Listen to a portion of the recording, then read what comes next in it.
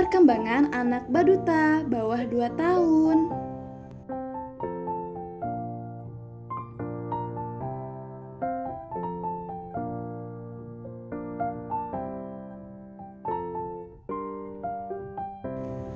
Apa sih perkembangan itu? Yuk kita bahas. Perkembangan yaitu bertambahnya kemampuan anak dalam fungsi tubuh. Misalnya, anak usia 0-3 bulan hanya mampu menggerakkan kepalanya dari kanan ke kiri. Kemudian, anak usia 6-9 bulan sudah bisa duduk ataupun merangkak. Jika hal itu terus dilatih, anak mampu berjalan dan berdiri saat usia 11-12 bulan.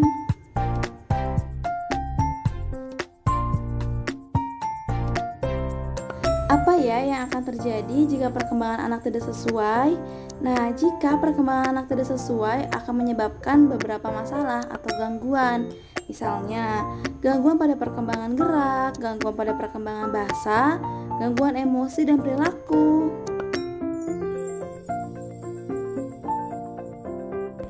Apa sih gangguan perkembangan itu? Yuk kita bahas. Gangguan perkembangan artinya terjadinya gangguan pada kemampuan gerak, bahasa, bicara, sosialisasi, dan kemandirian anak. Pertama, gangguan perkembangan gerak terjadi karena adanya perlambatan gerak pada otot-otot tangan kaki anak. Hal ini terjadi dikarenakan adanya masalah kesehatan atau kurang stimulasi dari orang tua atau pengasuh. Seperti anak di usia 6-9 bulan mampu untuk duduk sendiri. Akan tetapi, jika anak terlalu sering digendong dan tidak dilatih untuk melatih kemampuannya, akan menyebabkan anak merasa malas dan tidak mau melatih kemampuannya. Kedua, gangguan perkembangan bahasa. Hal ini terjadi karena ketidakmampuan anak dalam berbicara sesuai dengan usianya, atau anak mengalami kesulitan dalam berbicara. Adapun faktor yang mempengaruhinya, pertama faktor keturunan, kedua faktor fisik, di mana anak yang mengalami masalah pendengaran akan pula mengalami masalah pada perkembangan bicaranya. Ketiga, kurangnya interaksi orang tua terhadap anaknya. Hal ini dapat menyebabkan gangguan pada perkembangan bahasa anak, dikarenakan anak kurang sekali berkomunikasi dengan orang tuanya. Keempat, keluarga, di mana keluarga harus terus mendukung dan melatih kemampuan bahasa anak agar anak tidak mengalami masalah atau gangguan pada perkembangan bahasanya. Ketiga, gangguan perkembangan emosi dan perilaku anak, di mana anak tidak mampu mengekspresikan atau mengungkapkan perasaannya dengan baik.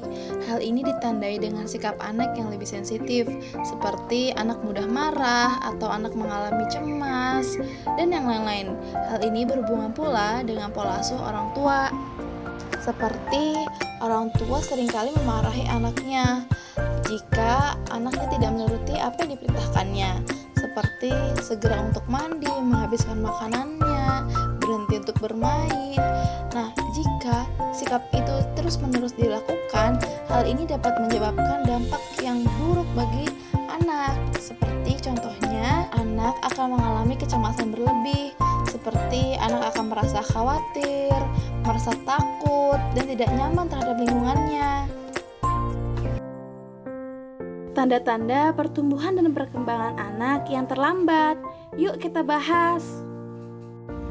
Tanda-tanda pertumbuhan dan perkembangan yang terlambat merupakan sebuah sinyal peringatan yang jika dibiarkan dapat menimbulkan masalah dan berdampak buruk bagi pertumbuhan dan perkembangan anak. Yang pertama, tanda-tanda pertumbuhan terlambat, di mana berat badan susah naik. Hal ini terjadi karena berat badan anak naiknya tidak mengikuti kurva KMS. Jika ditarik garis dari berat badan bulan sebelumnya sampai berat badan bulan sekarang. Hal ini dapat dilihat dari garisnya yang jika ditarik berbentuk datar atau berpindah warna satu tingkat di bawahnya. Selanjutnya, ukuran lingkar kepala yang tidak normal. Nah, untuk ukuran lingkar kepala ini juga ada kurvanya loh. Kemudian, tinggi atau panjang badan anak tidak sesuai dengan usianya. Dengan membawa anak ke posyandu, kita jadi tahu bagaimana perkembangannya dan juga kita bisa mendapatkan pelayanan kesehatan seperti penimbangan berat badan, pengukuran tinggi badan, pengukuran lingkar kepala, dan imunisasi. Tujuan dari pemeriksaan ini kita jadi mengetahui dengan segera jika anak mengalami penyimpangan pada tumbuh dan kembangnya. Yang kedua, tanda-tanda perkembangan terlambat. Pertama, tanda perkembangan gerak terlambat. Itu contohnya seperti anak tidak mampu menggunakan tangan dan kakinya untuk duduk, merangkak, berdiri, sehingga gerakannya tidak seimbang. Kedua, tanda bicara dan bahasa terlambat. Seperti ketidakmampuan anak membuat dua kata yang berarti saat anak sudah berusia lebih dari 20 bulan. Kemudian kurangnya respon terhadap suara atau bunyi. Yang terakhir, anak tidak tertarik untuk mempelajari hal baru.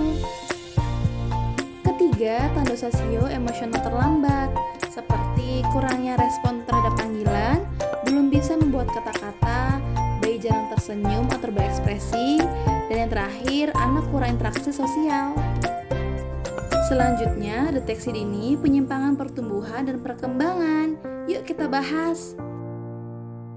Deteksi dini penyimpangan pertumbuhan adalah sebuah usaha yang dilakukan untuk mengetahui ada atau tidaknya masalah pada pertumbuhan anak. Deteksi dini dapat dilakukan dengan beberapa cara, seperti pengukuran berat badan dibagi tinggi badan untuk mengukur gizi anak, apakah anak obesitas, gizi baik, atau gizi kurang. Atau bisa juga dengan pengukuran tinggi badan dibagi usia untuk memeriksa perawakan tubuh anak, apakah tinggi, normal, pendek, atau sedang. Atau bisa juga dengan berat badan dibagi usia untuk memeriksa berat badan dengan usianya, apakah berat badan normal, berat badan lebih, atau berat badan kurang. Selain di posyandu, orang tua juga bisa melakukan deteksi dini pertumbuhan anak itu di rumah menggunakan alat timbangan berat badan dan mengukur tinggi badan. Selanjutnya, deteksi dini penyimpangan perkembangan merupakan sebuah usaha yang dilakukan untuk mengetahui ada atau tidaknya masalah pada perkembangan anak. Untuk melakukan deteksi dini penyimpangan perkembangan, kita bisa melakukan beberapa tes. Pertama, tes perkembangan. Misal, anak usia 9-23 bulan sangat suka melakukan coret-coret di kertas dan di dinding. Kedua, tes daya lihat, di mana anak usia 0-6 bulan sangat suka menatap benda berwarna cerah dan bergerak. Ketiga, tes daya dengar. Kita bisa membacakan buku kepada anak. Hal itu merupakan prinsip untuk melakukan perangsangan indera pendengaran pada anak. Agar perkembangannya optimal dan mencegah terjadinya gangguan tersebut, kita perlu adanya stimulasi bagi perkembangan anak. Lalu apa ya stimulasi itu? Yuk kita bahas. Stimulasi adalah serangkaian kegiatan untuk merangsang kemampuan dasar anak sehingga dapat tumbuh dan berkembang secara optimal. Nah, stimulasi ini dilakukan setiap saat dengan kegiatan yang bervariasi sesuai dengan usia anak. Pastikan juga kegiatan stimulasi ini dilakukan dalam suasana yang menyenangkan dan penuh dengan kasih sayang.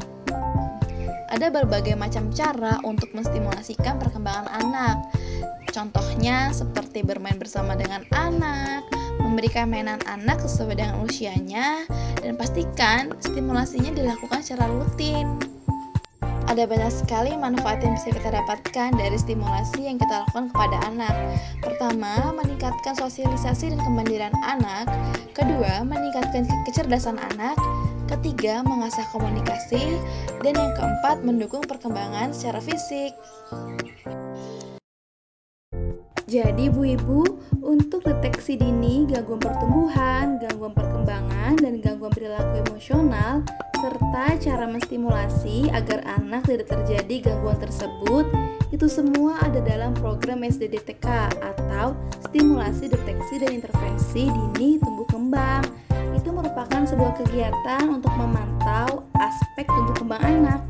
Program SDDTK ini dikelola oleh Puskesmas bersama dengan Posyandu, di mana untuk jadwal kunjungannya, anak usia 3 sampai 23 bulan setiap 3 bulan sekali bisa datang ke Puskesmas untuk mendapatkan pelayanan SDDTK. Untuk pelayanan Posyandu, kita bisa mendatangi setiap 1 bulan sekali. Ayo, pantau tumbuh kembang anak dan lakukan stimulasi secara rutin. Berikut sumber yang kami gunakan.